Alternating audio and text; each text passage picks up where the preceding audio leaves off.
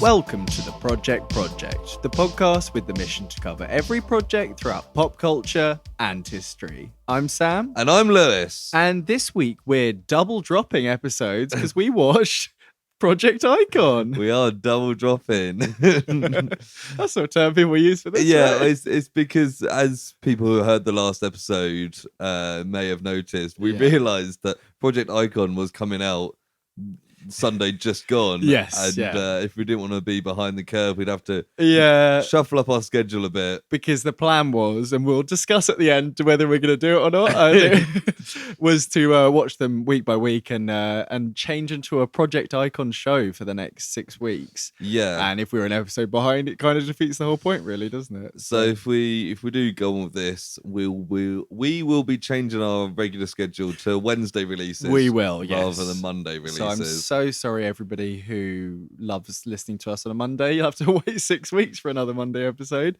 Yeah. But we will have Silver Screen Project episodes coming out throughout the week. Those will still be coming out probably on a Thursday. We might be able to change those to Monday. We'll see how it goes, really, depending on release schedules. Not this week, though. But speaking of Silver Screen Projects, at time of release of this, our Johnny Wickles 4, Chapter 4, Silver Screen Project will be out, so you've got it is out. all sorts of content to listen to, and we'll also have another one coming out tomorrow at time of release. Yeah, we will. So we're really treating you all this week. So much content. So much content. God, we're bending over backwards for you guys, so you better be thankful. But yeah, how are you today, Lewis? Wait to antagonise the listeners. Oh, also, we've got time codes in the episode description, so if you want to skip straight to Project Icon, you can do that. Personal projects, we've got all sorts to talk about. Have a look in the description to see what we've been watching. Yeah. Well, I have anyway. To answer your question, yeah, I'm good. We recorded just a few days ago. So yes, we did. I'm a bit thrown out, but I was trying to think, like, what have I done since then? But no, good. Good, yeah. How are you? Same, good. Yeah, it's a Tuesday at time of recording, so well early on into the week. Tuesday, innit? Yeah, I'm all right. Yeah, good. Had a day off yesterday, so can't complain. Got a day off on Friday as well. Nice. Look at you. Do you even work? Not much this week, to be honest. Not much the last 2 weeks, realistically. I've had quite a lot of time off, so I'm a very lucky boy. Fair enough. Yeah. Yeah, I had 2 days off last week as well, so I can't really complain. What's that first juicy old segment there, Lewis? Oh, you mean the segment that goes something like this? Project News. Yeah, that's the one. I definitely didn't forget to get the theme tune ready. You had it pretty quick there. So I've only got one bit of news this week from Googling the word project, and it's from Far Out Magazine. Wow. We had them before, didn't we? Because you got a bit confused about where their name came from. Yeah, I thought they were far out the closet. That's not it. It's a new Adam McKay project, cast Robert Downey Jr. and Robert Pattinson. Oh, nice. So Adam McKay, who obviously recently did Don't Look Up to mixed reception, but he got an Oscar nominee. Yeah. Had previously done Vice, which was well received, and The Big Short, which I think is absolutely brilliant. I haven't seen it. I haven't seen it yet. It's very good. It makes you very angry at bankers. Actually, one of my personal projects makes you very angry at bankers as well. So nice. A little personal project as well. Oh, somebody's been screwed over by the bank. I was rejected alone. No, so it's his latest project, Average Height, Average Build. And it's following a killer. I was going to say it sounds like a killer thing, yeah. Yeah, follows a killer who uses political lobbyists to help make his murders easier. Okay. So a bit of a dark political comedy. Yeah, that sounds fun. It's got Robert Downey Jr., Robert Pattinson, Amy Adams, and Forrest Whitaker confirmed to appear. Okay, I mean, what would be good there, what would make sense is Robert Pattinson as the killer and Robert Downey Jr. as like a, politician, basically, or a lobbyist. But they might go the other way around, subvert it a little bit. I don't reckon Forrest Whitaker will be the murderer. No. He might be the president. As long as he gets to do a weird accent, I'm sure he'll be fine with it. Yeah. But that's a great cast. I quite like Adam McKay stuff. Did it say timings or dates? I might have missed that. Probably far off now, a year and a half or so. Yeah, don't think they've started filming yet. Does it say if it's a Netflix thing? Because I know that Don't Look Up was... Doesn't say that either. Don't Look Up. It might be like a bidding war now, you know? Netflix may well get it, and that would be nice because we can watch it for free. Yeah, it's always nice when that happens. Netflix is entirely free. But yeah, this will be something to keep an eye on. It's a great cast. Adam McKay's usually pretty good. I haven't seen Vice, but I've heard it's good. No, I haven't either. I can't say I've seen... I think I've probably seen some of his films, or a film. I've seen one film. Let me see what else he's done. Adam, I've just written Adam without the second A. He did Anchorman and Anchorman 2. I thought he did those. Yeah. Yeah, and Step Brothers, which is quite fun. I've seen his more comedic things early on, kind of straight comedies. And then I've seen Anchorman 2. And then he went all political. I've seen the other guys. You've seen Ant-Man. He's on the menu here. I don't know what he's got to do with the menu. Maybe he was a producer. Well, that was a good film. I like that one. Yeah, he's got some random producer credits. He also produced Holmes and Watson, which was not good. No, I heard that was very bad. Yeah, but it makes sense. Did you see it? No. But it makes sense because it's Will Ferrell. They've got a strong working relationship. Yes, but yeah, that's it. There's not much else. That'll be something to keep an eye on. Probably more political satire. I love a bit of fun. Yeah. So yeah, we can get straight into God, last week it was 20 so minutes before we got started. Yeah, exactly. Well, we had lots of things to talk about. Yeah. Project Icon, the brand new BBC Jason Derulo series, kind of pitched as not your usual music talent show. Yeah. One of the things I liked about this almost immediately was how it's not. It follows more like a Netflix show where it's not like audience based. It's not like a live show situation. Yeah. I think they do go and do live performances later, from what we can see from the next on kind of thing and that sort of thing. It makes sense if they're performing. But I think it's just another challenge rather than... Yeah, exactly. Yeah, it's not like an audience voted thing. I imagine that, well, all of this has been filmed. The winner's probably been announced and they're sitting on it on their social media going, I can't say it. So it's more like a Too Hot to Handle or like Lego Masters that I've mentioned. When I watched it with Christina and she said it reminds her of like RuPaul's Drag Race. Yes, or a Drag Race. In kind of the setup that you've got your contestants. They do various different challenges and slowly drop off. I suppose even Bake Off as well is another one that's similar, where they film it in one go. And that's another thing that I thought was interesting is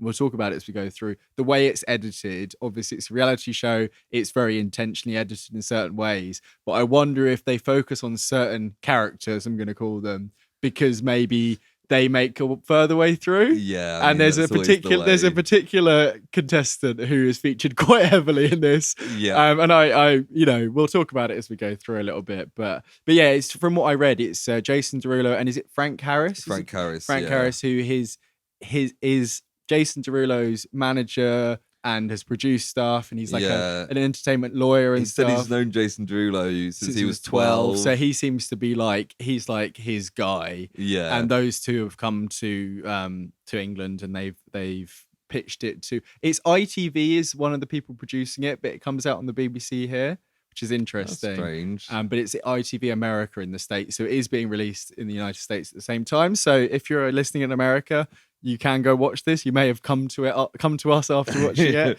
We might be one of the only podcasts that's doing a post show on this. Yeah. Which, if you're here for that, then we will do our best to live up to all the post show podcasts, like Last of Us post show and Breaking Bad post show. They all had names like After Bad and we're the next Walking Dead or whatever. I don't know. I don't listen to any of them. The Talking Dead. The Talking Dead, of course. That's what it should be. I think that is actually what it was. But you mentioned it. Jason Derulo and Frank Harris are two of the judges. Yes, that's right. They also recruited Becky Hill. Who was on The Voice. Yeah, so she's on The Voice. She does kind of like poppy, slightly more dance music-y kind of stuff. I think I read that she won Best Dance Act at the Brit Brits, Awards 2 years in a row. So she's done well for herself, and she's a young artist, so she kind of knows how the industry is now. And there's a bit where she's like, I know what everyone goes through, and it's like a bit like, fucking hell, Becky, what did you go through? But I think there is that angle of, because she was on The Voice, and that's how she kind of broke through. Having somebody that's experienced the TV and something show as well that I didn't know about Jason Derulo that they talk about a lot on here is his social media following. And in the article that I read, it talks about how he had a conscious shift when he saw the industry going more social media, multimedia, TikTok. He consciously lent into that, and as a result is still relevant maybe when he wouldn't have been in the past, because he's been around for a fair bit, like probably 15 years or so, I reckon. Yeah, definitely. Like he's from like the mid noughties at least. I can't even say it off the top of my head. He's just been around for ages. And he said he was like the 4th most followed person on TikTok or something like that. Yeah, which so kind of blew my mind. It's mad. But when you see some, it like flashes over his like accounts, it feels like it's sponsored by TikTok, this, doesn't it? Oh, I don't think it is, but yeah. And it shows he does little skits and sketches. So some of the stuff they do as one of the challenges is like his wheelhouse. Yeah. And he talks about it as if he knows what he's doing. So yeah. And then as long as those 3 judges, it's hosted by Jordan North. Yes. Who presents a lot of stuff in the UK. I think he's on Radio 1, I think it said on this article I read. I had no idea who he was. I think I'm so sorry, Jordan, if you're listening. I think he got famous from Made in Chelsea and then has presented various different TV shows. Right, I see. Like, I see. Not Love Island, but things like Love Island. Yeah. I mean, he had a presenter vibe. I've got to admit, in this first episode, he didn't have too much to do because the voiceover and the judges kind of do a lot of the, you know. He's basically just there talking to him and be like, so guys, how do you think that went? Yeah, he just sets off the conversation. Although some of the times they just go ahead, don't they? Yeah. So before we get too much into do you have much backgroundy stuff to say? Just what I've already said. I've got the Google description. Oh yeah, you go through that. Yeah. Which is 10 of the UK's most promising unsigned artists head to Manchester to attempt to convince the judges that they have everything it takes to cut through everything it takes to cut it. No, everything it takes to cut through in today's music industry. Yeah, I think there's a lot of they talk about like diamonds in the rough and stuff a lot. Yeah. Which first of all I took a little bit of offence to, because it's like we've come to England to go in the rough and get these bloody diamonds out. I mean, maybe it is Manchester more than anything, but yeah. But I think one angle that they've taken big on this. There's 2 parts of it. One is that being a pop star is more than your singing ability that you get from like the voice of X Factor. Yeah. You need to be able to do the social media and all that stuff, which is heavily focused on. And the other thing is they've picked out 10 people to star in this show. It's not an audition process. Yes. Like you see the videos of people queuing for hours to get an X Factor. They've pre-done all that, and a lot of what they've done, about half of the contestants have a social media following already. Yeah. So it's kind of pitting people who are already experienced against people who have the potential to be, but maybe don't have the experience they've tried to mix it up on like some people who are primarily just like TikTokers to people who have been like busking and stuff like that. But then the girl who'd been busking had the highest followers on TikTok, so she's kind of in the middle between the two. But one things I really liked about it was just like, I don't watch masses of reality TV. Like I've watched a couple of like the shows I mentioned, like watch a bit of Bake Off when Amy's watching it, watch like Lego Masters I've been into recently, Too Hot to Handle, I watched a lot of that, to be fair. But like something about these ones where they're really snappily edited, like they're probably using that edit to tell the narrative, of course, that's reality TV shows, but it's snappily edited. They don't really waste too much time with long drawn out stuff. Love Island I could never get on board with, because it is almost real time how fucking like long drawn out these fucking conversations are. Like in this, it's fucking picked, it's chosen, they're on to the next thing.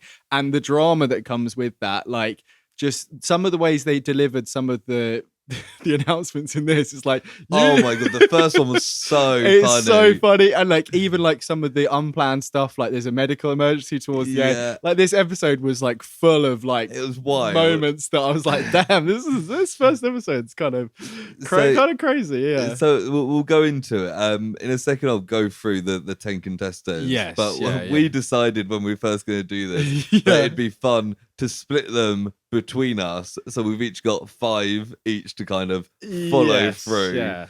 So once we go through them, I've got a list randomizer ready here. Have you got them all in the list? Okay, yeah. I copied them over from my... And we had a discussion pre-recording about whether we should do it at the end of this episode when 2 have been eliminated. And Lewis said it's more fun if we do it up front, which I agree with. I just hope that one of us doesn't lose 2 people immediately. It'll be funny. So the 10 contestants, we'll chat about each one of them if we remember. Yeah. So the first guy we introduced is Barry. Yes. 21 from London. Yeah, events manager he was. Yeah, who's quite a big presence in this episode. Yeah, he's like a bit of a bitch. So I've watched this twice. So full disclosure, I watched it on my own, and then I was like, Amy would like this. We watched it again when she got back. So 2 streams on iPlayer. If this goes ahead for season 2, you've got me to thank. But yeah, first like half of the episode, I was like, I don't really like Barry. And then I like really warmed to him. And by the end of it, I was like, yeah, Barry fucking great. And like this, I realized the second watch round, there's so many cutaways to Barry. Like, I think he's just meant for like these reality stuff. He's always got like that big He's always got something face to say, or he's doing like a reaction to the thing.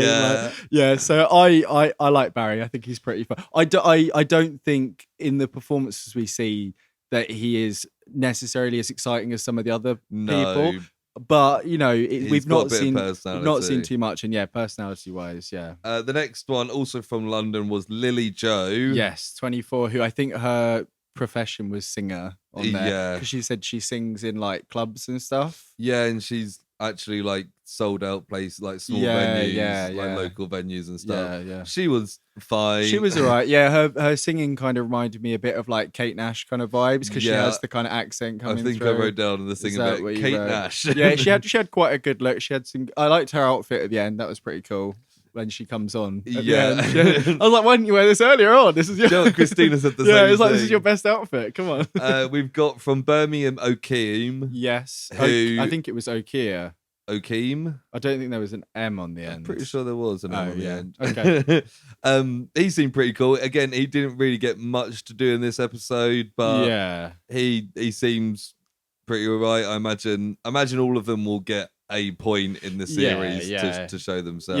I remember when I talked about it some, but when he performed, I was quite like, oh yeah, this is pretty good kind of thing. He was quite an understated character in this episode so far. Next from Bristol we had Giselle, who is one of the main focuses of this episode. I think it was Zyzel. It was XYZELLE. Yeah, I wrote it down. I was like, how to pronounce that? I was trying to listen to them. I think she said, I think it came up as waitress, but she says like, I'm a singer first, model second, and whatever pays the bills third. I quite liked her. Did you? Okay, because like, she's really like fucking annoying. She was such like a diva. Like, she's entertaining. She's one of the most entertaining ones. Her performance wise was good in terms of like what she was doing, like physical performance kind of thing. Of all of them, she's one of the ones where I'm like, I could see her as like a big pop star. Yeah, fair enough. Oh, it is Okeem. I missed his M at the end. Next was Charlie from Essex, who seemed like a guy from Essex in a lot of ways, kind of a bit of a lad. Kind of one of the less interesting ones personally. Yeah, I feel like again I think they comment at some point that he didn't really show himself much. Not at all in this episode, no. But he seems just like a nice guy. He seemed alright, yeah. He seemed to be quite friendly with the other people, what we saw, Next you had Nenna. Yes, Nenna. Also from London. Yeah. She didn't do much in this She was episode. a music teacher. I did quite enjoy her performance in that it felt quite like genuinely talented kind of thing. She was playing the guitar. It had like a nice, I think they comment that it was like a sound that was a little bit like not current, because it sounded a little bit maybe like a early noughties kind of like smooth, like easy listening kind of sound. I liked it, but I can see, Next we had Jay from Birmingham, who was a character. I think at one point he says like, oh, there's a lack of like British artists who are like singers and dancers and performers and take fashion seriously. And I was like, because when you think of that, you think like Justin Timberlake, Bruno Mars, that kind of mold. And it's like, it is mainly American. So I was like, there is a gap in the British market for that. Yeah. Is Jay the man to fill that gap? It was I'm interesting not sure. to say that it was like King's Avenue or something was his boy band that he was in previously. Yeah. Said he supported Little Mix, so he's had some success already, but it's clearly that band that I imagine is not around anymore. Yeah. I might have got that name completely wrong, but you know. He was a character. We will talk about him. Yes, we will. We had Dylan, who's the oldest guy, 29, also from London, who's a bit of like a mid 2000s indie. Yeah, kind of he said he was like an indie guy, boy. Yes, very that kind of thing. But also mix of like an Ed Sheeran. He described his music as Arctic Monkeys meets Bruno Mars, which I think is pretty accurate in that, like, I think a bit softer than Arctic Monkeys. Yeah, and the lyric kind of stuff that we heard sounded like he was taking inspiration from Arctic Monkeys, and the sound was more of a kind of ballady, soulful kind of, you know, like a Bruno Mars love song kind of thing. He seems like a nice guy. I think probably based on that, I think of all these people, he'd probably be the person that I'd happen to like meet and be friends with. Oh, he was a very Brighton kind of guy, wasn't he? Exactly. Yeah, there's quite a few buskers you see around it. Yeah, I could see. Yeah, that seems like him. Yeah. Next was Mia, who's the youngest. Who was a busker. Yeah, she's 18 from York. Yes. Who just seemed like she's one of those people who is really nervous but just seems really positive. And I was like, she's quite like... I think she says like she's a nervous wreck, but when she starts singing, she like sheds that kind of thing, which is good in a way. Like I can see the nervousness becoming an issue, you know, pre-big performance. Yeah. And that might be something that comes in another time. But performance-wise, she seemed to know what she was doing. She seemed fine. And finally was Amel, who was like the country singer from Liverpool. That's right. Yeah. The Wirral by Liverpool. Yeah. It's an interesting thing being a British country singer. Yeah. I think they comment saying, Jason Derulo's like, I've never seen an English country singer get big. Yeah, well, it's a very American genre. Although it's quite popular, isn't it? And like, I know, well, there's even a whole thing about accents in this. And she kind of states like, you know, I have to kind of do a different accent. It's like, maybe shouldn't have to. Maybe it's not authentic. I don't know. Yeah, so I'm going to randomise this list. How would you want to split it? Like first 5 to you and first 5 to me, or 1 to you, 1 to me, 1 to you? I think if we do 1 to, because then you can read them out. Okay. If you read them out in. So I've got the list. You're going to have to keep track of this or shall I just write? I'll highlight the ones that I've got on my list. Okay, cool. I'll have the list here anyway. Yeah. So the first one going to you. Is Mia. Okay, so cool. Yeah. Kind of cutesy, nervous wreck. Yeah. Girl. Cutesy, nervous wreck. Yep. Come to me is Giselle. Okay, your favourite, who I think is going to be fun. Zyzel.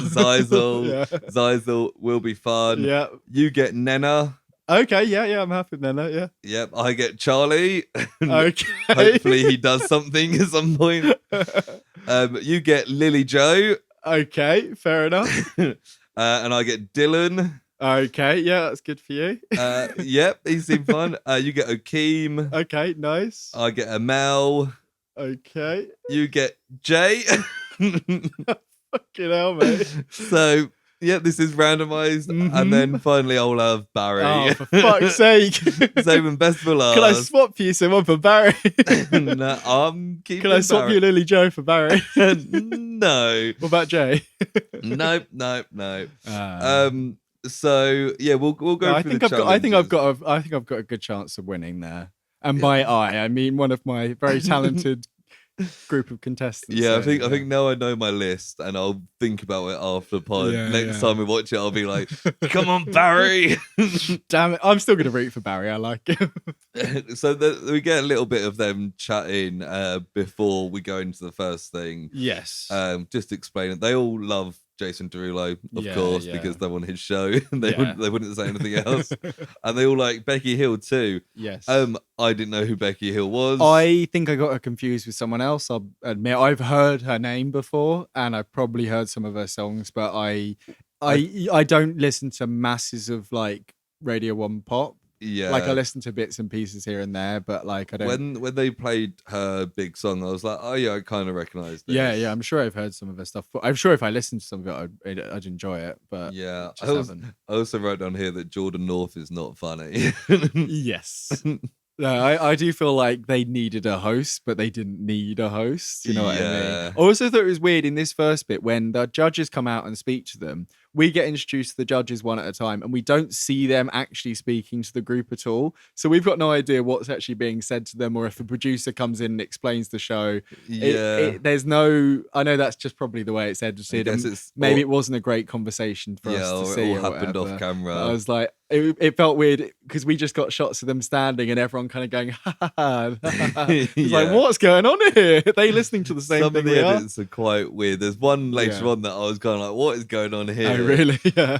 So the first challenge that they get given straight off the bat, straight away, is they've got 90 seconds to perform their signature track. So it's a song they've written themselves, and they've supposedly chosen their kind of best one that represents themselves most. Although half of them after be like, that wasn't my best one. Like, why did you pick it then? There's a really funny bit where so Frank, we haven't talked about too much, but he kind of plays like the bad guy role in the judges, doesn't he? Yeah, he's kind of the Simon Cowell, exactly. Yeah, and he fulfills that in more than one way there, I suppose. The industry guy and just the guy who just doesn't take shit. Yeah, very entertaining. Yeah, it's good to have someone. Also, you don't want that to be Jason Derulo because he's the pop star with the name. Yeah. And it seems like, so far anyway, Becky's been like the slightly like softer touch with things. Yeah, the one who's going to be their friend. Like, I empathise with you. Jason Derulo's kind of middleman, kind of can be a bit like harsh, but mostly just like,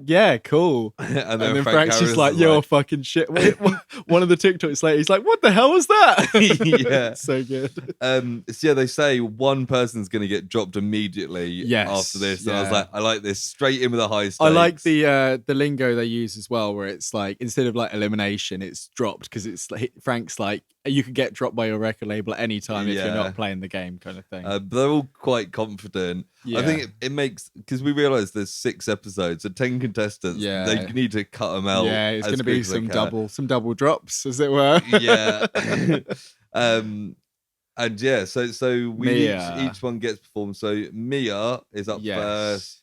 I kind of thought she was pretty good, but like not particularly unique. She sounded like a lot of people in the market. I think Becky Hill seemed to like it because it's kind of similar to her music, and she was like, I like the kind of dancey vibe. I think some of the backing tracks were a bit weak because they're probably just made by themselves in the bedroom. So I feel like that didn't really work for all of them, because they're essentially standing in the corner of the room with a microphone. With a backing it's track. Effectively like karaoke, really, isn't it? In the nicest possible way. No, I see what you mean, and I think the contestants are kind of really quite supportive in this one, and they're kind of moving around a bit to her.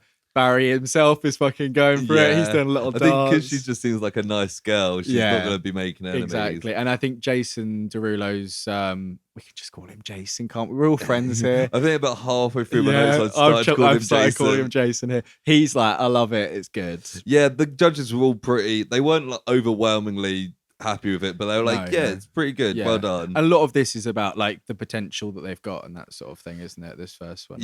And then next up was Lily Joe, and I immediately wrote down that Kate Nash. Yes, I think did as well. It's her accent and the fact that she sings in her accent. I wrote Kate Naff. I'm a bitch straight away.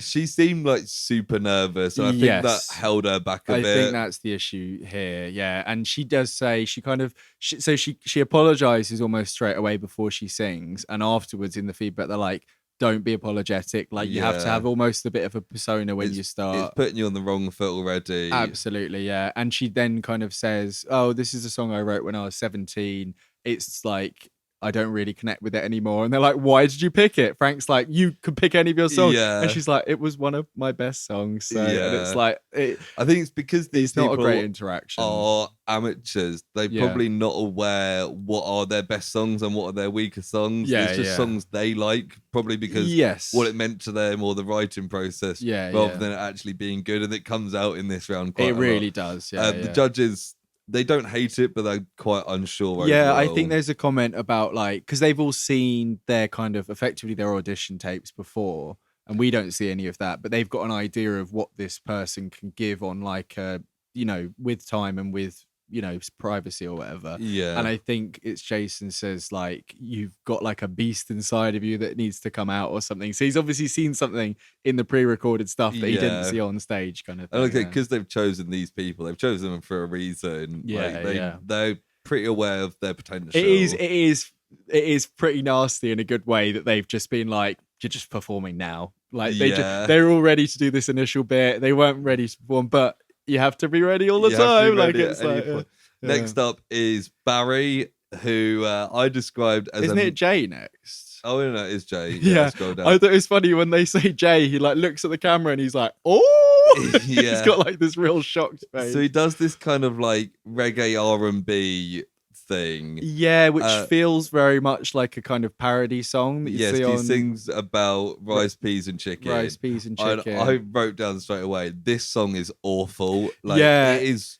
truly awful. It's the lyrics are like, people think I'm Indian, people think I'm something else, and then he pulls out like a Jamaican flag from his back pocket and he's like, I'm Jamaican, and then he starts doing like shake my bum, and he starts doing this little dance, and he's like really going for this dance, but it's like, and the thing is, like, his performance is like more dance than singing. Yeah, and then when he does singing, he's like, rice, peas and chicken, rice, peas and chicken, and you're like, what the fuck is this? Yeah, it's like you can see on their faces, especially Frank, that he's like, you are fucking taking the piss here. Yeah. And it's reflected in the reactions and the results in this. I wrote down this song is awful. And I was like, this, and Christina was like, that is dreadful. And then it ends, and Jason Derulo comes out and goes, that was awful. That's the worst thing I've ever heard. Yeah, he's like, that's one of the worst things I've ever heard. And he's just like, nah. And like, he's not even the mean one in the judges. No. It's like, the worst thing. It's just, And it was awful. And it's like, Jason says, like, I've seen you perform in the pre-show stuff and you are talented. And he says, like, you're one of the most talented people here. So maybe, because Jason Derulo is a pretty big, like, dancer, like, he's pretty amazing at dancing from what I've seen. So maybe Jay has some of these moves hidden away, but instead is doing slightly more comical little like bum shaking stuff. It just seems like it was a really, really bad choice. Yeah. Like he's probably got another song that would have worked really well. Yeah. Because there's a point where you can kind of hear his voice at a couple of points in the song and you can hear there's something there. Yeah. But he just I think he's tried to be like the standout. Exactly, yeah. And it's you can feel that you can tell that from the way he's dressed. Like, he's dressed with very bright colors, he's got sunglasses, he's trying to make an impression, and unfortunately it's the wrong impression. Oh yeah. Nice. We're gonna get into this, aren't we? So the next is Barry, who does kind of a bit of a ballad. Yeah. I described him as a male Adele. Okay. Or like that's what he's kind of going for. Yeah. I mean, it was good voice, but didn't really excite me. No. I'm like one of the judges now. Yeah, it didn't really excite me. But Jason Derulo seemed to like it, and I think Frank says he needs to see a bit more, because I think he says like, you've got a good look, but because he says something when he first comes on, like something to do with punk meets like something else, and he's got like slightly punk aspect to his look, very slightly. But and I think the look is almost more flashy and exciting than the sound at this point. And they kind of want to see those two match a bit up. Like, oh, okay, this is it. Yeah. Next up is Charlie, who does a bit of a pop track as well. Yeah, it's kind of like he's got a bit of a kind of like Paolo Nutini kind of voice, the kind of that was a bit more Bob Dylan. Yeah, that was a bit more Bob Dylan. Yeah, I can't, like a kind of slightly raspy kind of, not quite singing almost. It's a little bit, and it's fine. Like, it's pretty forgettable. I think all the ones, I think this is probably one of the most forgettable. Yeah, they say the songwriting was pretty bad, and Frank doesn't even see an artist. Maybe. Yeah, Frank doesn't see an artist, and Jason literally said that he doesn't know songwriting. It's like, well, this guy's got a long way to go. Yeah. The song was not good. No. Next is Okeem. Oh yeah. After this, they asked Barry his opinion. It's like, Barry, what did you think? It goes to like a shot of Barry like off like a talking head. I guess that they probably asked like all of them, but Barry was the only one who said something. Yeah, there's like multiple times throughout this that Barry just gets like the limelight, and I'm like, is this editing in hindsight? And I imagine he's through a fair bit of it. If they're unless or I was expecting him to go out in this episode and they're making use of his talking heads. Yeah, unless the fact they're going with a whole new approach to talent shows. they might just be throwing us like a red herring. Yeah, totally. Getting everyone to focus on Barry. I mean, based on the way they do the elimination, the dropping in a moment. Yeah. That sounds a bit fecal, doesn't it? But the way they do that big old dropping later. The thing is, if they build Barry up lows like this and then get rid of him next episode, it'll be a bit more of a shock. Also get more people talking. But also, might that not be like, oh, my favourite person, Barry, left and now I don't care? Yeah, it's a double-edged sword. We'll see. Yeah. A bit next is Okeem, who does a bit of a classic R&B. Oh yeah, I did did write his name properly this time. Yeah.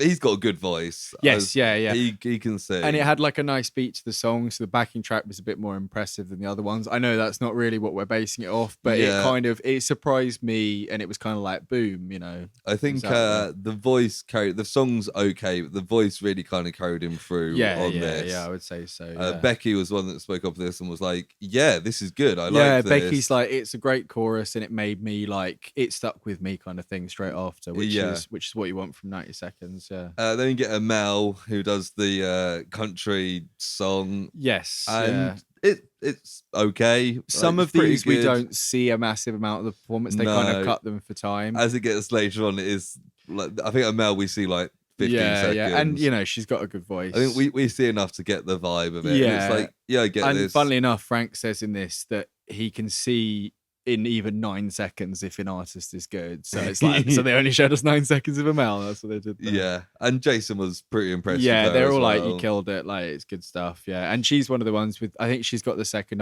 highest following TikTok, so she kind of knows her way around some stuff. Next up was Nena. Yes, who's got kind of a like chill pop. Yeah, vibe, like a mellow, soulful kind of. Yeah, kind of easy listening. Yeah, and she's got exactly. She's got the acoustic. She's going, and this is the one where Jason's like, I like it, but I'm not sure how it would fit into today's market. Yeah, he's impressed with the voice, but I mean, the thing is, they could switch it up a bit, add a dance track in the background, do a kind of more, that kind of vibe. You could definitely do like a Emily Sandé type thing because she's kind of that chill pop vibe that maybe a bit later than that was big, but she is successful and it works. Yeah, just because it's not current doesn't mean that there's not a gap in the market for that. Yeah, exactly. But it just means that there's nobody doing it right and now. We actually didn't say up front, part of the whole, we didn't say like the stakes that they have in this competition at all. Oh yeah. So they get apparently it's a US music deal, which I didn't realise, which makes sense. With Jason Derulo's label. And they get a feature with him, so he'll be on one of their songs, which is also something that they have to factor into the genre a little bit, I imagine. Yeah, unless it's just like a verse on one of his like album tracks. And they also get to perform at BBC Radio 1's Big Weekend. Yeah, which is just like a festival slot, probably like an opening slot, but Yeah, but if they can get like a main stage thing. Yeah, I think it's probably a one-stage festival. Yeah, so they'd be up there with. I mean, maybe half the people haven't arrived yet, but. But yeah. So there's some good stuff, and it would put them like they say something like it will change your life forever. Kind of thing. It is one of those where like this could create like a next big pop star. I mean, you get like Becky Hill was like a semi-finalist in The Voice. And it's quite often with like X Factor. It used to be the runner-up that would always do better. Or like I think One Direction went out in the semi-finals, as did like Little Mix. Because quite often the ones who win things like that, they have to be signed with Simon Cowell, and for some reason he like holds off for like 6 months before releasing it, whereas the other people can just release stuff straight away and then they just seem to do better, right? There's something like that. Always Ollie Murs as well didn't win. I think he came like third or fourth. Exactly. Yeah. So maybe Barry will be the third place one that takes our hearts. Becky didn't really like Nena's one. I think it's not really her vibe. So this is the one she's kind of most critical of. Yeah. Next was Zizelle. Yes. I didn't really like her at all, to be honest. It was pretty indifferent. She kind of has gone with this kind of R&B vibe again. Yeah, I thought she was going straight away, to be honest. I didn't think it was bad. No. It just didn't really stand out at all. No, I don't think she did much in this clip we I saw, think really. for the kind of character she's built of like this big kind of diva who's entertaining, the song was a bit of a letdown in comparison. Yeah. And I think they criticised the vocals and the songwriting. Yeah, Frank was not impressed at all.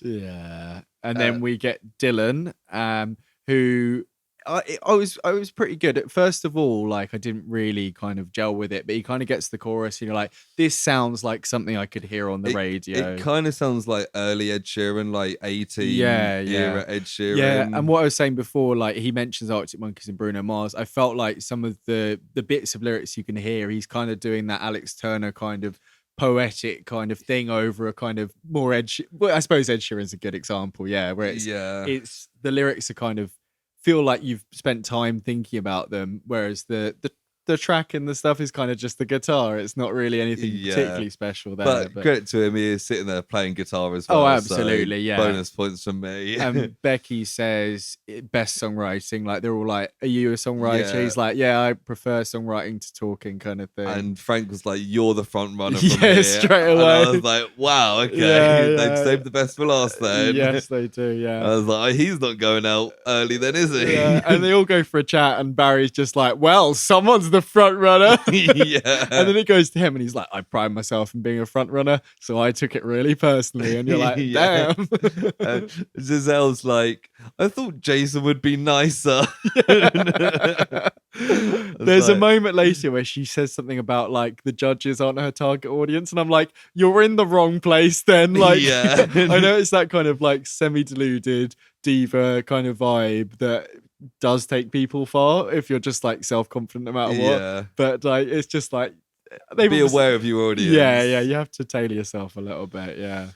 So then they bring them all back and they're like, right, one of you's getting dropped right now. So funny. This is so funny. So like they get Charlie. They're like, right, Charlie, and Charlie stands up. They get him to stand up. They're like, stand up, and he's looking really sheepish. And they're like, look, we wanted you to do more. You didn't really do much. It's a bit mellow. But Jay, you're out. And I was like, what so funny.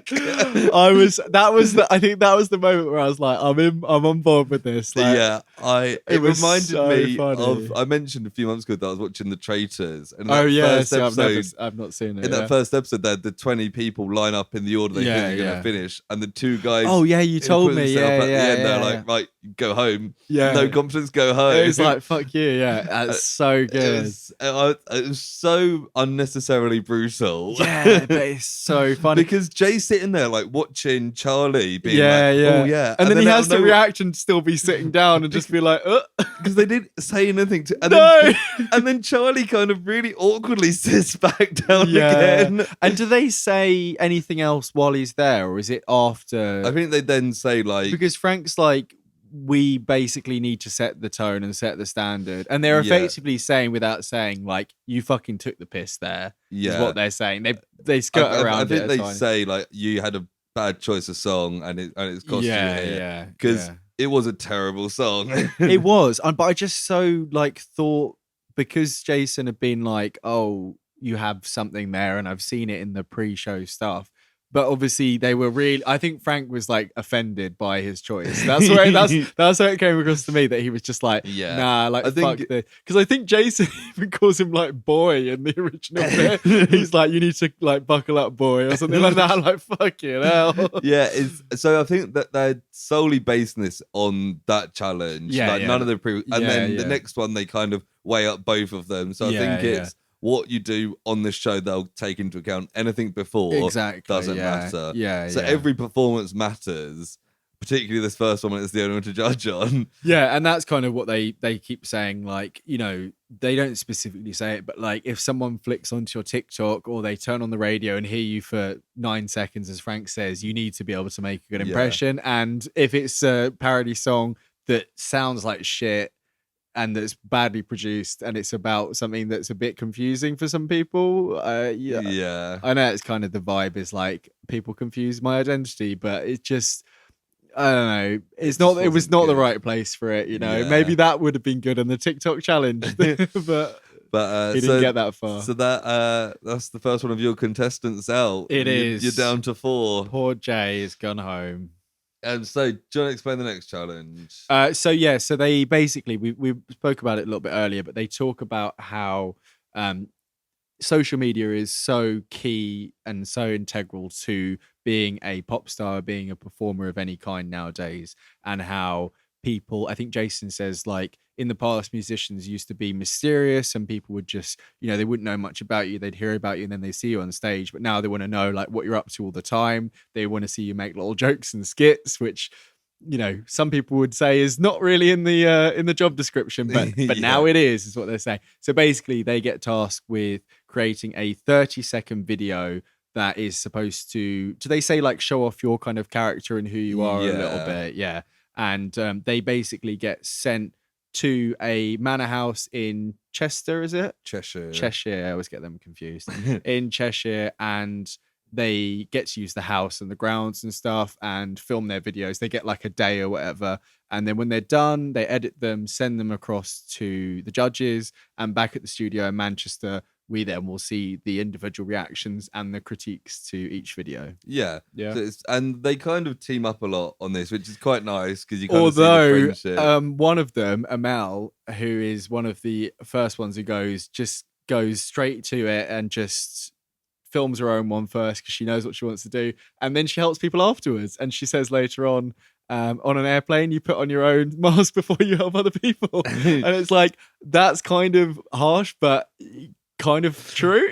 She also said something here that made me, because she's got... is this the bit about being a geek? Yeah, she said, that made me laugh. She got 9 million views on one video. Yeah. And she was saying, see, what I know the algorithm. Goes, I'm a bit of a geek, you see. Yeah, I'm a bit of a geek. I had a look at what was trending and did that, essentially. And I was going, and did you no? Oh, that was what you did. Yeah. So you did the only thing that that's the only thing that you can do on TikTok. That's all you do. So you had a look at the trending and copied it. That's so basic. Like, come on, Amel, you're basic. You're basic, Amel.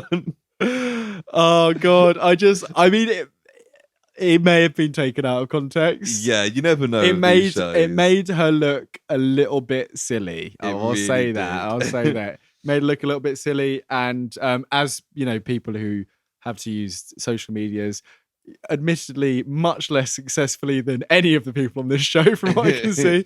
Some of their view counts were making me a little bit yeah, well, we're a lot more niche than them. When a couple of them was like, oh, I'm not great at TikTok, I only get like a couple of thousand views, and I was like, we've got 2 or 3 videos that have got more than a couple of thousand on TikTok. Yeah. But it's we're not doing skits. It's also video. If we filmed ourselves doing this, even if it's 2 ugly boys in a basement. Yeah. I mean, I see a lot of TikToks of people doing the podcast, and I watch them. Is it 2 ugly boys in a basement? It's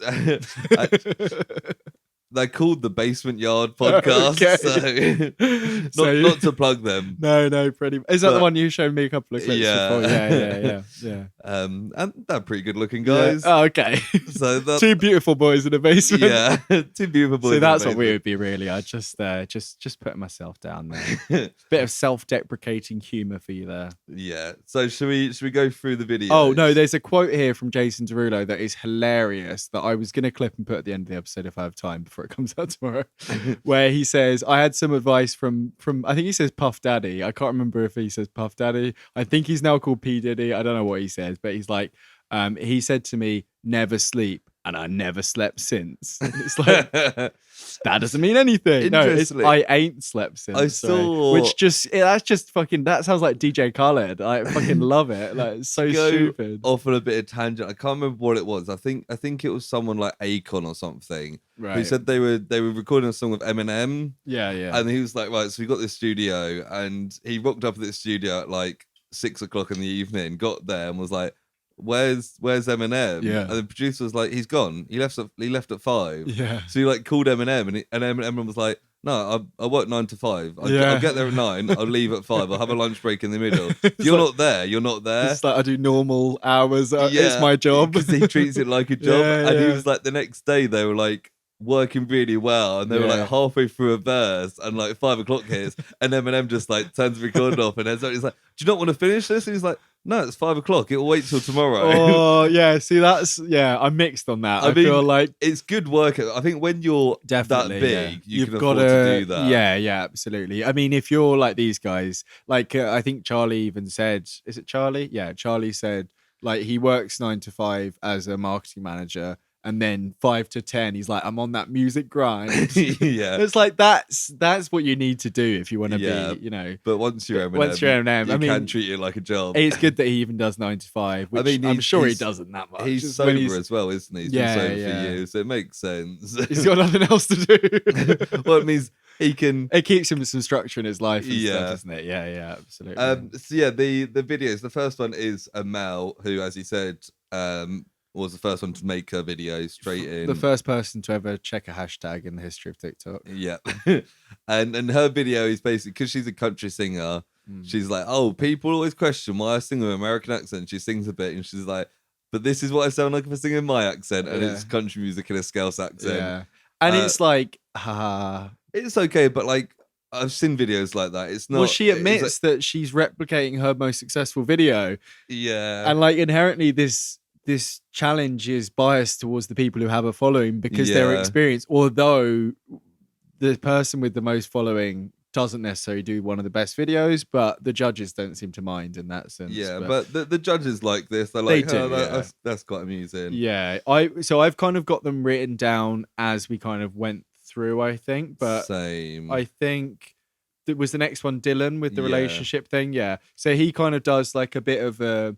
it's what you'd expect really, where it's like it's this little sketch with his music played over, almost like a mini music video. And it's like all those TikToks that had the it's me and you and me and you and our friend Steve. Yeah. He basically made one of them with his own song. It's basically yeah. Or even like the Taylor Swift, hi, it's me. The problem is me. I missed most of the words in that. What is it? Hi. What? It's me. Hi. Okay, that's what I'm the problem. It's me. Yeah. Wow, hi, you're really down with these me. kids. Hi, me. I like that album. It was good. Midnight. It's a good album. I like it too. Yeah. Well, I like 4 of the songs in it, but it's he gets Barry involved and Lily Joe. Joe's playing his girlfriend. Barry's playing Lily Joe's best friend, and it's the thing is like POV.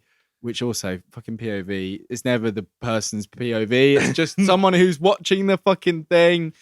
It's basically Barry's just looking like a bit of a psycho and being a third wheel. Isn't it? It's not really particularly funny, but it works for the context. It's like fairly unoriginal, but was fine. Yeah, the judges like it. Again, they love it. They absolutely love it. I feel like they don't actually spend much time on TikTok. No. Well, yeah, Jason Derulo does, I think. Becky Hill admits that she doesn't really love social media that much. Which I thought was quite funny because she's like the young one. And she's supposed to be like the POV. Yeah. Yeah. Charlie. This was quite a funny bit. Again, You've got Charlie, haven't you? Yeah. Where he's doing random like dance moves, like he does like the lawnmower and like the dust sweeper and like it's like Bad Moves at the Club Part 1 or whatever, and it is his song in the background, I think. Yeah, so he's got. I think all of them have to use their music. Yeah. Well, the last one doesn't. The second last one doesn't use their song at all. Right. Okay. Bold move. Yeah. But yeah, I was like, it's fine and. It's not really much. Again, it's quite forgettable. Like, I think Frank says like, "You didn't show us your personality." Yeah. I think he's like, he doesn't get it. Definitely, Becky and Jason like it. Yeah, Frank's like, he says something like, "This is good for some aspects of TikTok, like humor and for spare time, but it's not really like." Pushing your brand kind of thing. But I think that it shows that he can take the piss out of himself a little bit.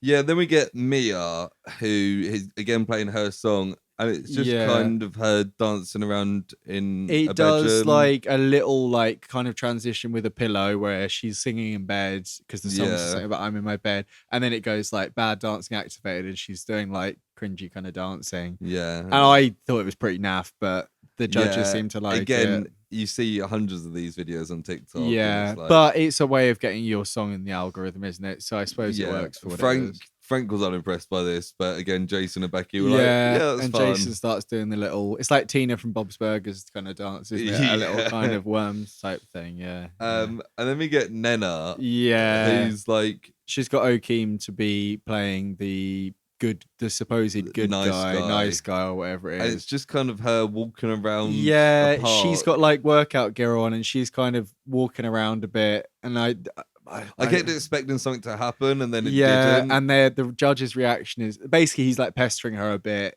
He's got like a puffer jacket on. He's got like a kind of roadman look, and he's just like, he's like, hey, and she doesn't even really like do lip syncing to like, he thinks he's such a good guy. It just kind of plays over it. Yeah, it's kind of like they kind of say like it's pretty low effort, and it's like, it is. It is.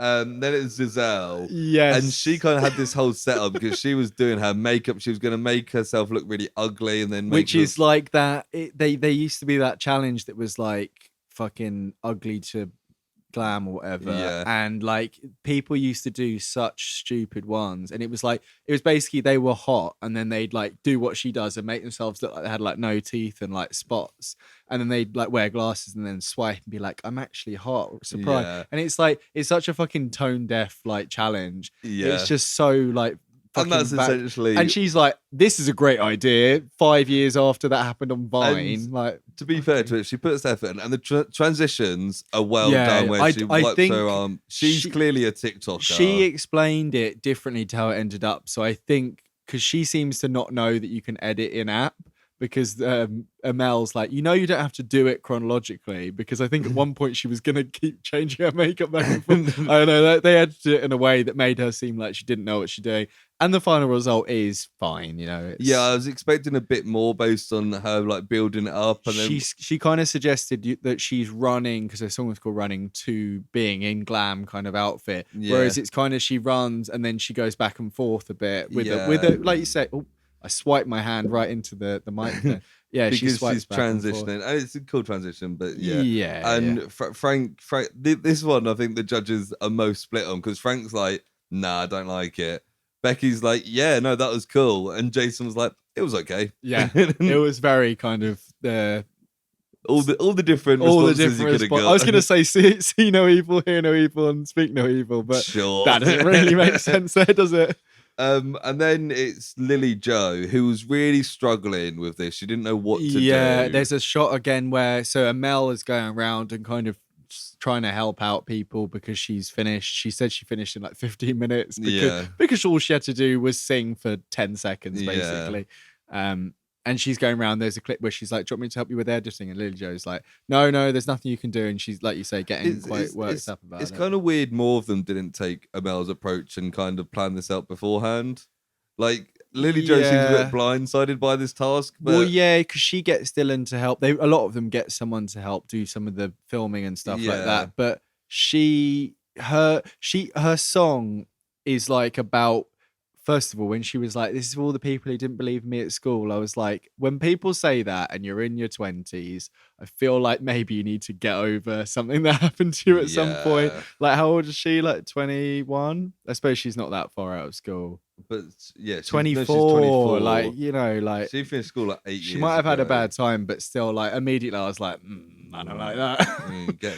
And it's like, but then the lyrics in the song are confusing because it ends where she's like, you've got a face I'd like to sit on, which kind of, the judges look at each other like, I don't really know how to interpret that, because she's doing really like a bit of like a slut drop kind of she's kind of like acting out the song essentially whilst like glamming herself up, but like it's very, because the song is very kind of broody and like slow, but she's kind of got like a champagne glass, and I think because the song's kind of, as you say, broody and slow, the video is just kind of like meh. It's just her, like, it looks like a cheap music video. She's like lounging, and then the final shot, she's kind of doing like a squat down. It's like a bit of her butt from a distance, and it's like, I think she says she wanted to give like bad bitch energy, but it comes across as like really half-hearted and like, I think it's, like, I know she's like shy and nervous, but like you can really tell she's shy and nervous in the video. It feels really not genuine how she's acting. Like, she's not, she would have been better off doing like something that played to being like emotional and kind of like exactly. broody almost, you know, maybe that wouldn't have, or maybe take the piss up yourself and do like a, I don't know. It is a difficult challenge. Like I say, we do social media stuff, but like we don't make videos. We don't make videos like this. Like I've made stupid videos when I was 16 and stuff, but like, you know, not to go in a fucking talent show where you can get a record deal. Like, you know, I understand there's a fucking lot of pressure and they had no afternoon. It's easy for us to kind of criticize, but that's what we're here for.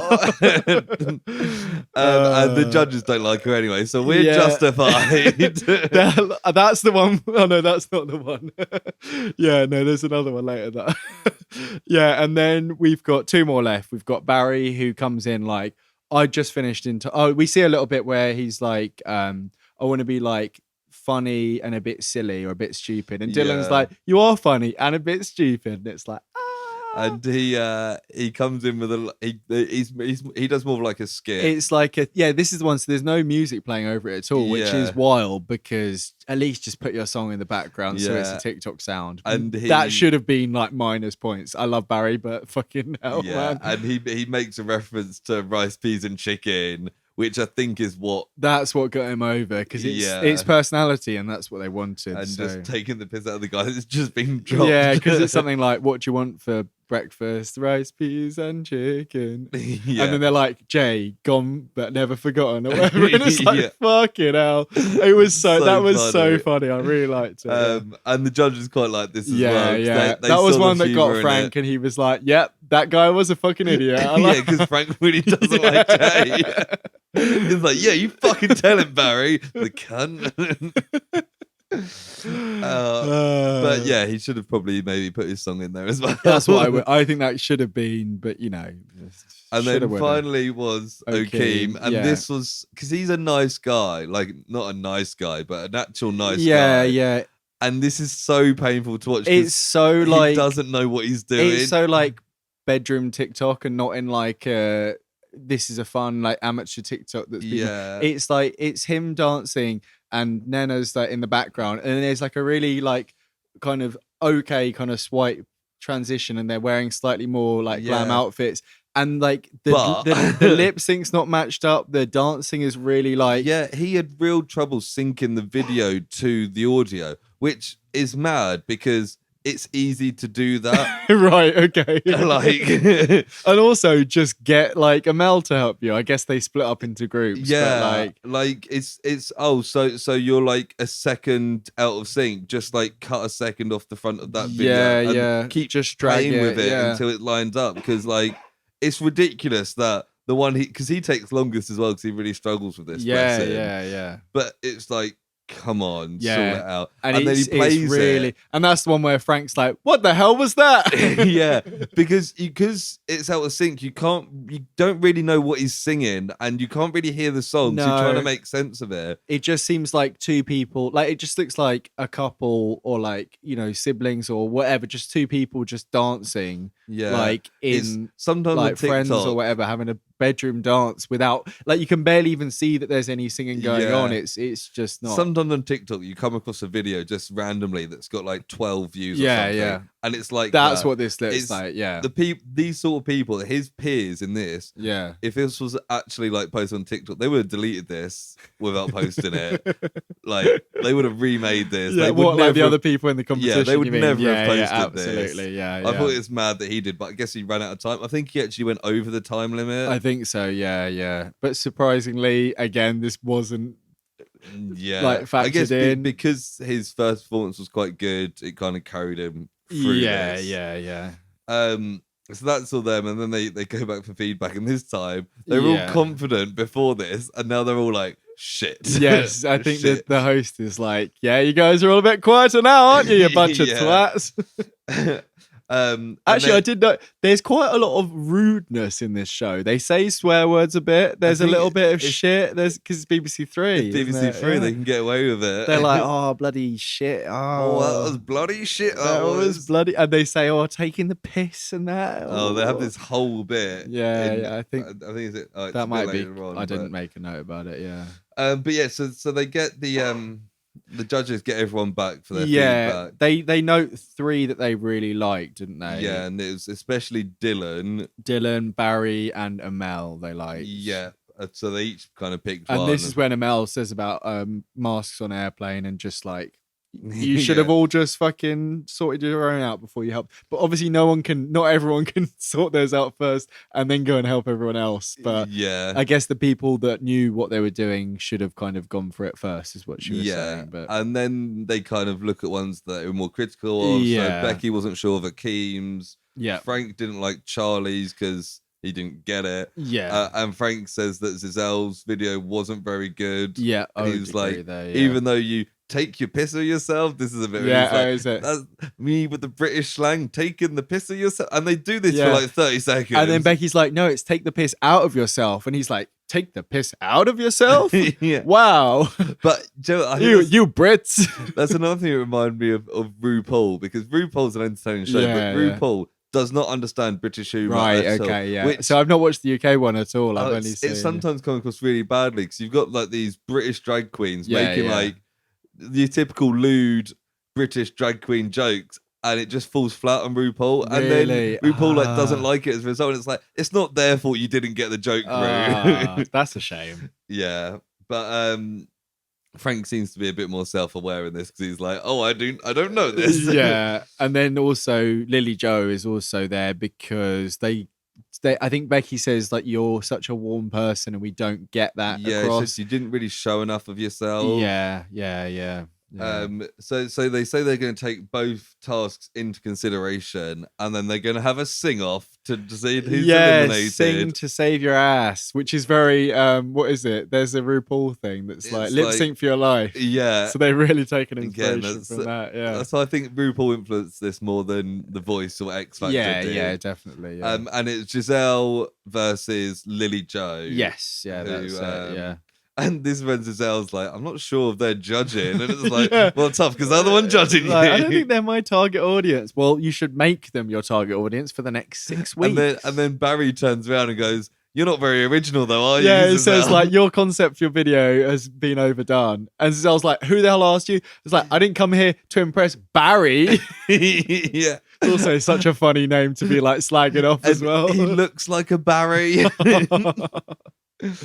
Barry. So yeah, Giselle sings first, and she sings an Etta James song, which kind of surprised me. Yes, I was like, that is like 60s. Me too, yeah. And actually, like, it showed her voice much better than the previous song. This is the bit where I thought was edited really weirdly, because it looks like it was like pre-recorded, and they're getting just like shots of her lip syncing. They keep doing like cutaways to there's like shots from the performance, but not at the same time as that bit. Yeah, there's like 5 different cameras on her at different angles, and they just cut between them, which makes it seem like it's not a live performance. Yeah, I think it's just making it a bit more interesting. And I think the performances are cut down as well because they don't perform the whole, or maybe it's a shortened version of the song. And I was like, that's a bit.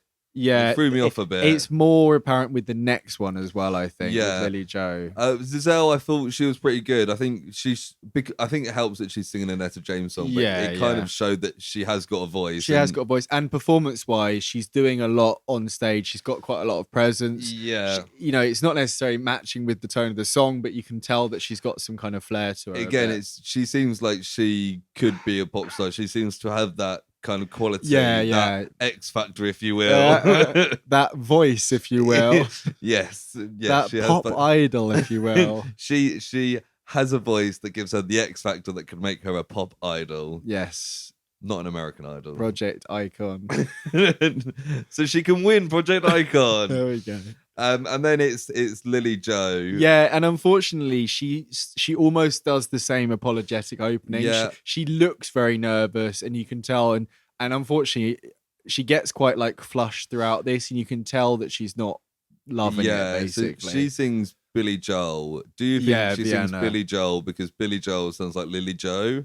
No, I don't. I think it's because she probably likes the song Vienna. Unfortunately, I've seen some great versions of Vienna done, and this wasn't one of them. Like I think she's got a good voice. She does. She really does. Like she's got zero stage presence. Yeah, I know it's not on a stage, and they cut away so Barry can tell us that as well, don't they? Yeah, but she's just kind of awkwardly standing in front of the microphone. It's like a secondary school talent contest. Yeah. She's definitely giving those vibes. And it's like compared to we've just seen Giselle like proper, and like I think in some ways, if you listen to the two together, in some ways Lily Joe's performance vocally is better. Yeah, but looking at them, the visuals of Giselle's like overpower the whole performance of Lily Joe's. Yeah, like they really do. And we get a cut to Barry, and he's like, we've got really close, and you can actually see when they, because I've watched this episode twice, when they arrive at the Cheshire house, they're like holding hands walking up, so they've clearly like formed a bond between the first bit and they helped each other out on videos and stuff like that. Yeah, and then we get the judges' comments. Becky likes Giselle, but Frank is unsure of the song choice, which I get. Etta James doesn't seem very her.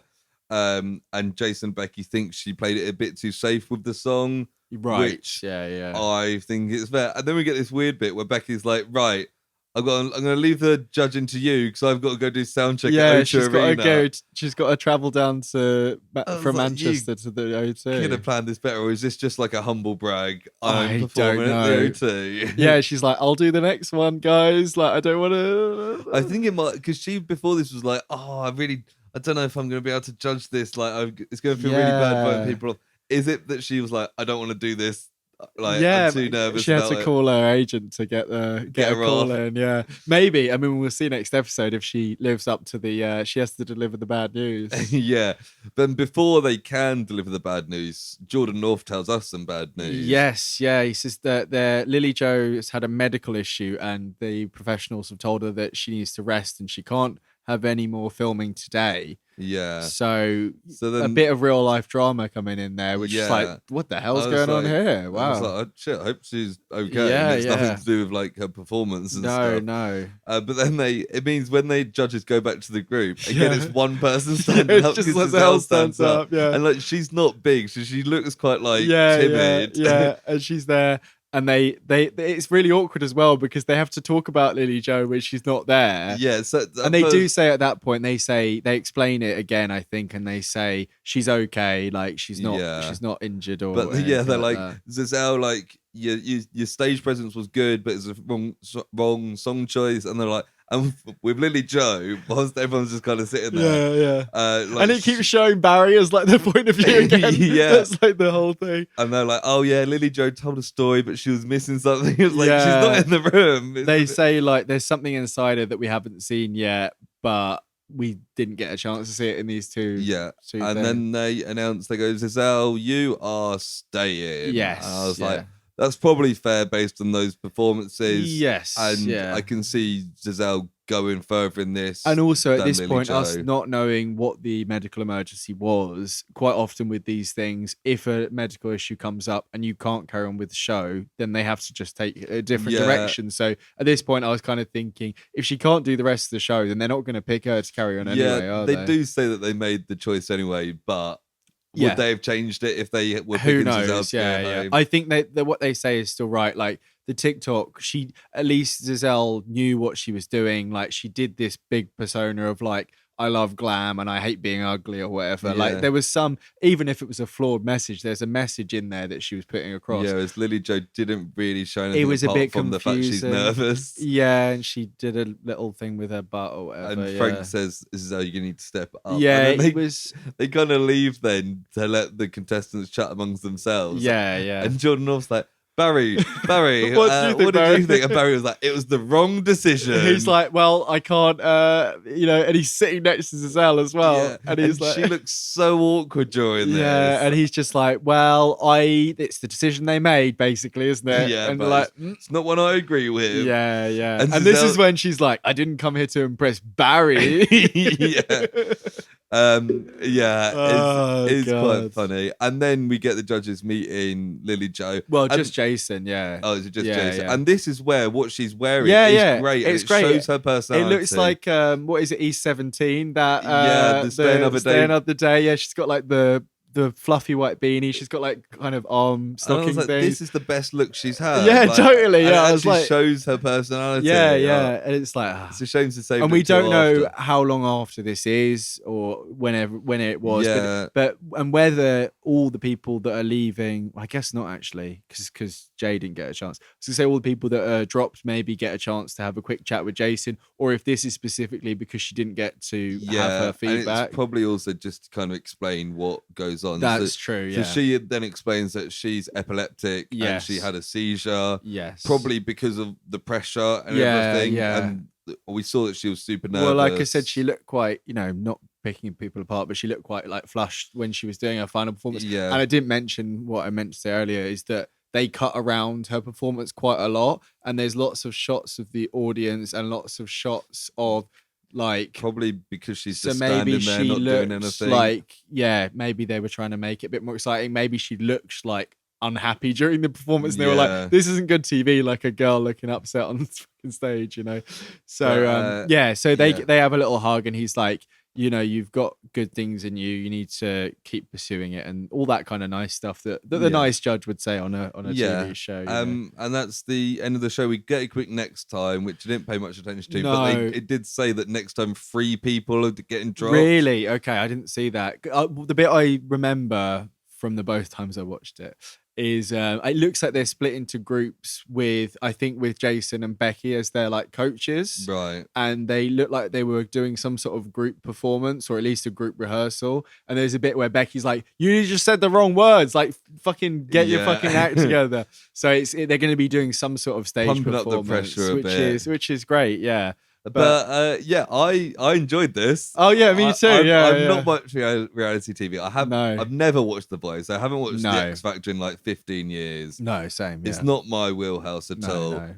But I think because this one's a bit more different. Yeah, I like the fact it's quite small scale. I like this kind of, like I said, like the snappy editing. Like I said, it feels like the kind of show that'd be on Netflix. Although on there you'd be able to watch it all in one go. I think both Christina and Amy said the same thing about just wanting to carry on watching it. Yeah, unfortunately, it's a weekly thing. But it means you, like with RuPaul, which I have watched and enjoyed, you get to know them a bit rather than X Factor. You watch it for like a month before you actually get down to 10 people you know. Yeah. So it's like you get the characters from the start. We talk about Barry; he's going to be a character throughout. Yeah, absolutely. Giselle's going to be entertaining for a whole lot of different reasons. There's other characters like Charlie and Mia that are going to need to do something, and Nena need to do something to kind of. And it will be interesting to see them either pushed out of their comfort zones or at least given the chance to do a bit more performing, which is obviously where the whole show kind of, the crux of the show. Yeah. And it will be really interesting to see some of those people who are a little bit weaker or a little bit more forgettable, if they can actually do something. The reason they're on the fucking show in the first place, there must be some reason there. So it'd be nice to see that, like see if Charlie can actually do anything. Same with some of the others that you mentioned. But yeah, so overall, like, good. What did you think, like, if you're doing early predictions now? I was gonna ask like, you, regardless of our pools that we've got now. I was gonna say let's both predict someone we think might win, and then an outsider who doesn't look like they're gonna win at the moment, but we think they've got something in them. Okay, that can go quite far. I mean, based on the judges' comments, I think Dylan's got a really good chance of winning. I don't think, from what we see, that he seems as special as they're making him out to be. He seemed fine and he seemed like he had some good stuff. But the fact that the judges are the people who judge the competition, surprisingly enough, and they seem to be really all over him, I think there's a good chance he's in there. Yeah, I was gonna lean towards Dylan as well, because there's I think Giselle's also already going against the judges. I think she could go far, but I don't think she's going to win. No, you need to play the game, don't you? Yeah, basically? And I think Barry's there for entertainment as much as actual That's what I'm thinking. Talent. I would say Barry is the outsider a little bit, because we don't focus on him in terms of his singing talents, but I think there's a reason he's part of it, and maybe like Let me just have a quick look at the other list. I think like I think ones that didn't really show much in this episode that I could see going on to win are Okeem, Charlie, and Mia. Yeah, Mia, Mia I think could do really well. None of them really did much in this episode, but I can see them, all three of them, really kind of exploding and coming to their own in later episodes. I would say for Okeem and Mia, I'm still not really won over by Charlie at all. No, I'm more so Okeem and Mia. More so Okeem and Mia. Yeah, no, I think out of the 3 performances we saw of those, I think I liked Okeem's the best, to be honest. I think Mia's probably got a lot of talent that we didn't see. I mean, she's on TikTok and she's doing well. How much of that is personality over talent? I really don't know. We haven't seen enough, but yeah, I think like front runner obviously is Dylan from what they've said. I agree. And then I think Charlie more so in this group and Nena are kind of forgettable. I think Nena really has something, but we just haven't seen it yet, unfortunately. Yeah. And then the other one we haven't talked about is Amel, who I think she could go far in this. I just didn't really. Part of me thinks like she's kind of like the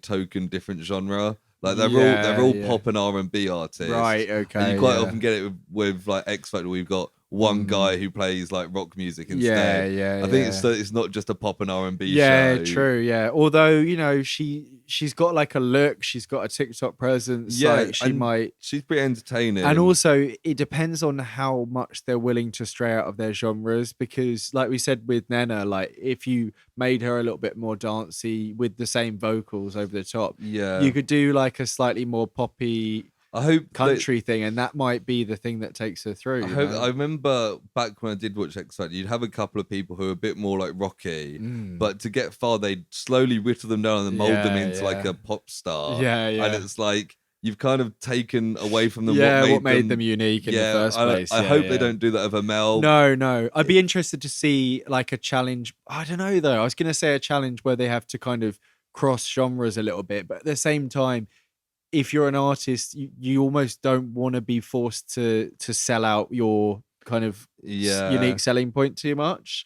So I don't know. It could be interesting because they could use it in a way of like you have to be able to move with the times, but you've got to be there from the start. Yeah, so anyway, I don't really know. You've got to establish yourself. I'd be interested to see if they do something around the lines of that maybe at some point. Yeah. Cool. I think that's it. What are we doing with ratings? Because I guess we just rate them on pure entertainment value of the episode in general, and then we could do a series thing. Well, first of all, we said at the start we weren't sure whether we were going to watch all these through. I think based on our comments, we're going to be watching these all the way through. I don't want to spoil it too far up, we're watching.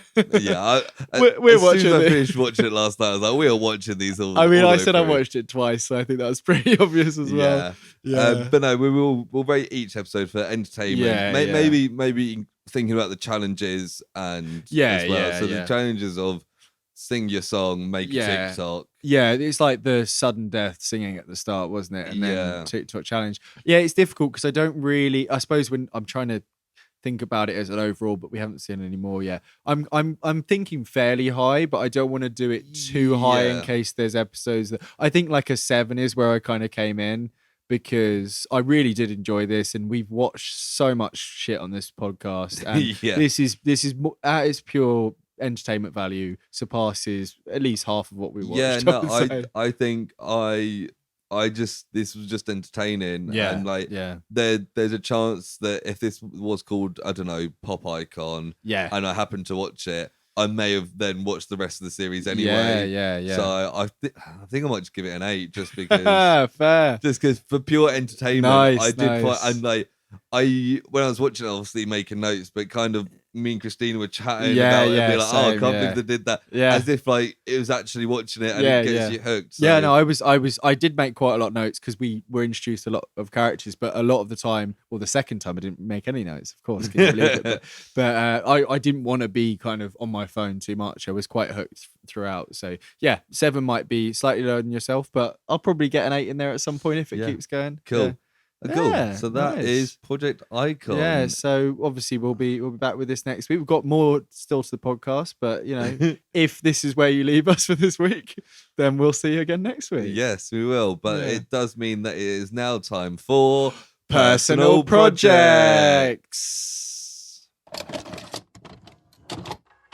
Personal Projects. So, Sam, what have you been watching, reading, doing, playing, or discovering? Wow, how nice. It's mainly watching. There's a bit of reading in here if we have time. But the first thing that I've been watching, mentioned up front, John Wick 4.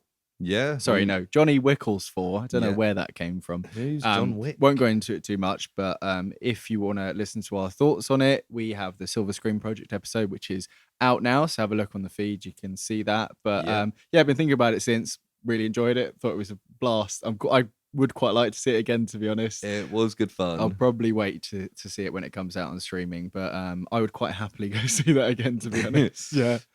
We've got other stuff we need to go see at the cinema. Exactly. I know, it's crazy. But I watched a film on Netflix. So I've been going on over the past year or so about some of the Tollywood, some of the Tamil language films. Yes. There was Bahubali a year or so ago, Bahubali 1 and 2, and then RRR recently, which... Well, Oscar it was winner about a year ago, but then we've spoken about it again because, Oscar winner best song. And a new film called Thunivu, or maybe Thunivu if the H is silent, which is Thunivu, came out on Netflix very recently, I think the last week or so. And I watched it, and it is fantastic. I knew you were going to say that. It's a bit different to the other ones. It's not the same creative team behind them, although it's similar in ways. I saw it described in a video as the parts in Ocean's 11 where they're like, this is what was really happening, but for the whole film. Okay. So it's constantly like, oh my God, there's another person trying to rob the bank. Oh my God, this is what happened 2 years ago. And then it's like, there's this whole story. And so basically the premise is that there's this quite intricately planned bank robbery that you hear about the plan in the first like 5 minutes. And it's like a little bit of like, this guy's on the cops and he's going to make sure the cops don't arrive. And they're like, we've got paramedics that are going to come and take the money out in body bags and that sort of thing. And it's all quite planned. And then as they're rounding up the hostages, there's this like slightly overweight, like oldish guy with like a grey beard and sunglasses who's dressed kind of snazzily, like a cool dad going through like a midlife crisis kind of thing.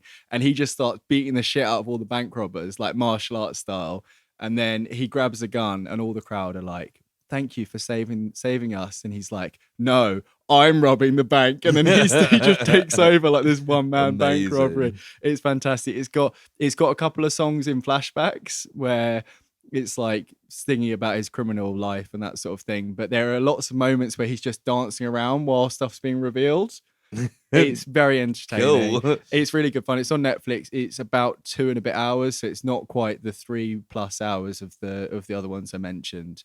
And it is really good fun. It's absolute madness in terms of action. Like some of it's good, some good like hand-to-hand stuff, like kung fu style stuff with, some solid hits going on. You can see they're really working on it, and occasional bits where someone will like fly against the wall and like really awkwardly bounce off it with like CG and stuff, and like CG nice. Like bullet hits and stuff and blood. And it's a really good time if you're looking for like quite a silly, like 2 and a bit hours, like 2 hours 10 minutes. Over your threshold. It is. It must be good. But for these Tollywood films, if they're under 4 hours, I'll give it a go. It may be over 2 nights, but yeah, it's really good fun. Yeah, if you search for it, you will find it there. And I'm sure anyone who's listening who has given it a go will agree with me there. It's very good fun. Very good fun. You been watching anything? I've been doing stuff. So I've mentioned over the last couple of weeks, busy week, that culminated on Friday. So I went to Thorpe Park.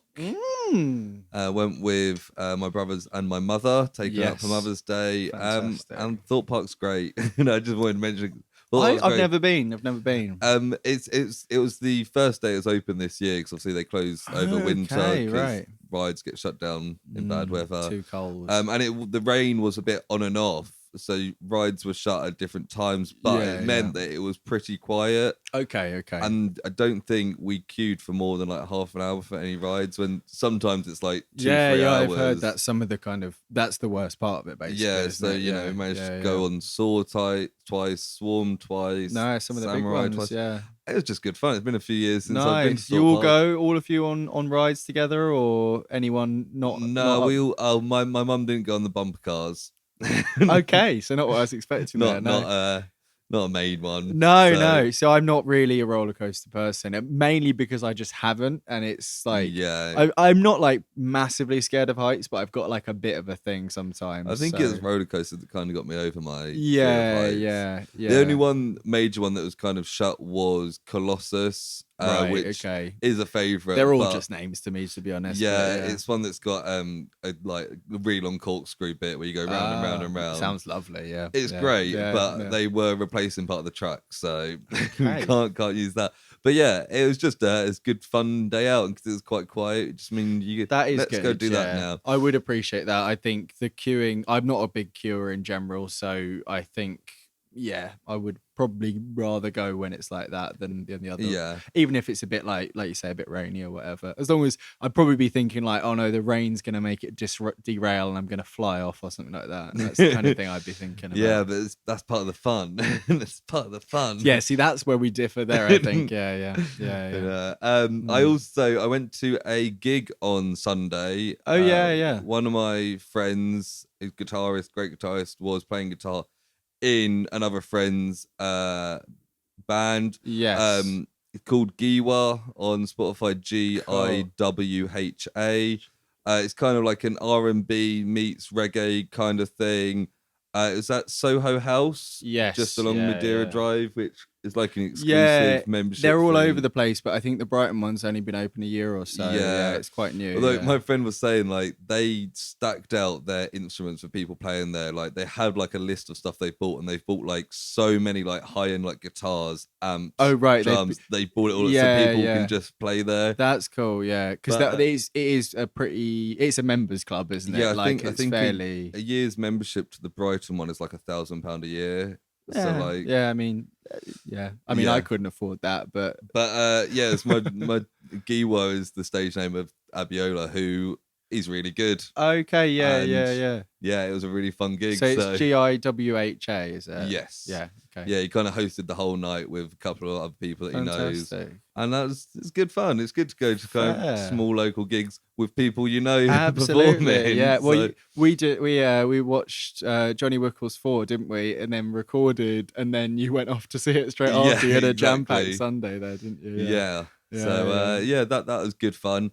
In terms of watching, I haven't really been watching much. I watched a few episodes of Fresh Prince. Did you? Yeah. I was wondering. I haven't had a chance, but I've been watching other bits and pieces. Yeah, it's good fun. I might just Did you carry on from where we were? Yeah, I might just look up like the better episodes. Yes, so highest rated, like a couple from each season. Yeah, exactly. Yeah. I've also got back on to watching Star Trek chronologically. Yes. So I'm into season 2 of Deep Space Nine. It's good fun. There's some fun episodes. I heard something about. So you're not up to date with Picard, are you? No. Okay. So, I heard something that was a tease for maybe where they could go with it and a potential returning character, and I was like, if they do that, like, I know that's wild. So I haven't even watched season 2 of that. Because season 3's on at the moment. Yeah. I think because I was doing this, I was like. I also haven't watched the last season of Discovery. I think from what I've heard, and I won't tell you because I know you probably will get to it sooner rather than later, unless you particularly want me to tell you. No, don't tell me. From what I've seen of Picard, a lot of it is like, and here's this guy or this girl or this person, and they're back. And there's an offhand comment about a particularly famous character being like somewhere or like preserved or something, and it's like, they're opening the door for something, and I was like, I know who that person is, so you know that's something. That could be fun. Whether they can get that actor or actress to come back is another story. I don't really know the inner workings of it, so that's just purely speculation. Nice. But it's quite handy for me in that, like, the new series, like Discovery and Picard and like Lower Decks yeah are all later in the timeline than what I'm on. So right, okay, yeah. They did bring out Strange New Worlds, which is set earlier. So it's Have you watched much of that? I watched the first 2 episodes. It's on Paramount Plus. Okay, which yeah. is annoying. And then Discovery's going on to Paramount Plus as well. Is it? Yeah. Whereas before it was all on Netflix over here. They're going to move it, do you reckon? I think so. Fuck, we were going to do that later in the year, weren't they? Yeah. Weren't we? But we'll be able to find it. Okay. Somehow. Yeah, I mean, yeah. But you've got HBO Max down the road. Yeah. Star Trek. I think partly because we watched The Man from U.N.C.L.E. the other week with William Shatner and Leonard Nimoy. Exactly. Like, I should catch back up with Star Trek. Totally, yeah. Nice. But yeah, so I've not really been watching anything new, just been cool. doing stuff and watching old stuff. I have been watching something new. Oh, yeah? I watched Puss in Boots: The Last Wish. Oh, my God, yes. What did you think? I thought it was great, yeah. It is great. It looks really nice. It actually looks more different than I was expecting because I'd seen like little almost gifs and stuff and tried not to like, I didn't want to look at it because I know a lot of it's visual. I didn't want to, hadn't seen any trailers or anything like that. And the changes in animation, there's a lot when it's in action and they do kind of like the speed lines and the exaggerations and stuff. But the general kind of, even like the people looks different because like the people in Shrek have always looked fucking ugly. They look like terrible. And it's kind of maybe the point that like the fairy tale creatures look slightly more like designed than these kind of basic CGI people. But yeah, it looked great. Action was fantastic, really funny, nice kind of heartwarming story, both with the main lot, with Perito, the little chihuahua that's with them, and also Goldilocks and the Three Bears. There's a nice little side story kind of background thing going on there. I really liked Big Jack Horner with his like his just armory of fairy tale weapons. Yeah, and some of them like there's like fucking Mary Poppins shit in there that's just like they can't name it as Mary Poppins. Like there's the umbrella and there's the unlimited bag. Yeah, well, like Jiminy Cricket's never called Jiminy Cricket. That's a really funny little. I really enjoyed the bit where he's finally had enough, and he's like, "You're the worst." Yeah. It was really good. I liked Excalibur being pulled out with the sword, with the stone still on the end, which weirdly enough I saw recently. I think it came up as a suggestion on Facebook for some reason. I don't really use Facebook that much, but it was like a D&D page, and it was like suggestion. Excalibur for a barbarian character who just uses it as a club, and then like 2 weeks later saw this. I was like, I wonder how connected those two I things think I saw that same thing. But yeah, there's some fun little background stuff that I probably missed first time, and yeah, I think my expectations were slightly different to what it was. I think I was expecting slightly more like fast paced, action all throughout, but I think that's just because everyone had hyped up that aspect. I wasn't expecting the other stuff, but it was better. The heartwarming family stuff was better than a lot of heartwarming family films I've seen. Yeah. And the end when they start playing the Shrek music and they're back at far away. I was like, bloody hell, Shrek 5 confirmed. Yeah, I guess all this shit? Like, I'd love to see if they keep the animation style and Shrek just like looks like handsome Shrek now. But like handsome ogre Shrek. Yeah. It was good fun. I'm glad you're. I do sometimes worry that I overhype films when I really enjoy them. No. It was very good. Yeah, I've got another bit to talk about, but I think I'll save it for another week because we've gone on a fair bit. Okay, cool. Yeah. What did you think of the Big Bad Wolf before we move? Oh, really good. Yeah. That was one bit where I think I'd heard a little bit too much in terms of like my expectation, because people are like, "This is the fucking scariest fucking thing I've ever seen." And like, I might have said that. Yeah, but although Amy was watching Kung Fu Panda, and when the villain escapes from the lair, and Amy was like really good scary villain, I was like, I've heard the villain Puss in Boots is pretty good. Maybe we should watch that. And then found it. And the villain in Kung Fu Panda. Yeah. But similar kind of vibes in terms of Dreamworks villains of very kind of menacing, But what I really liked is the whistling that you mentioned before, but also the eyes that are like, they're not, but they're quite big kind of red eyes. But occasionally, I don't think it ever blinks. I think when it blinks, the pupils disappear, but the eyes stay open. So there's this real like uncanny kind of vibe there. And it's just the way it kind of that's resolved isn't, the best part of the film, but there's not really too many ways out of that situation. Exactly. But overall, I can see why it didn't win Best Animated Film because it is still a DreamWorks film, and it's never going to be Guillermo del Toro's Pinocchio. No, exactly. But I could see it being. I liked it more than Turning Red. So yeah, fair enough. Yeah. Fair enough. Yeah. Cool. So I think that wraps us up for the episode. Like we said, we'll be back next week on Wednesday again. Yes. To do episode 2 of Project Icon. Yes, we will. And hopefully you enjoyed this and you can join us for our journey through Jason Derulo's talent show. And if you're listening to us for the first time because you're a big fan of Project Icon, hopefully we lived up to your post-show podcast expectations. Hopefully you enjoyed this, at least in some aspect. You're probably not listening to this bit if you hated the rest of it, but maybe you skipped to the end. Yeah. Yeah, and join us next week anyway. Yeah. If you did enjoy this and you're a first-time listener, it goes a long way if you give us 5 stars on whatever you're listening to. Yeah. Only takes a second. Always appreciative. Yep. If you have thoughts you want to share with us, you can contact with us directly. Yes. So if you want to send us an email, you can contact us at theprojectpod@gmail.com. So if you've got any suggestions for projects that we can cover when we finish the 6 episodes of Project Icon, we've got a whole Google Doc full of stuff, but we're always just kind of picking it out willy-nilly, as it were. Yeah. So and then sometimes things like this happen. Exactly, yeah. So yeah, if anyone's got anything they want to push to the front of the queue, please let us know. Otherwise, if you want to find us on social media, you can look at the link tree in the episode description, and you can see when all new episodes come up. You can see when TikToks are posted. Like we said, we don't quite get the numbers of the contestants of Project Icon, but maybe if all of you click through and start liking and following, then maybe we will get up there. Cool. Yeah. So I will hear you next week. Yeah, and I'll see you next time.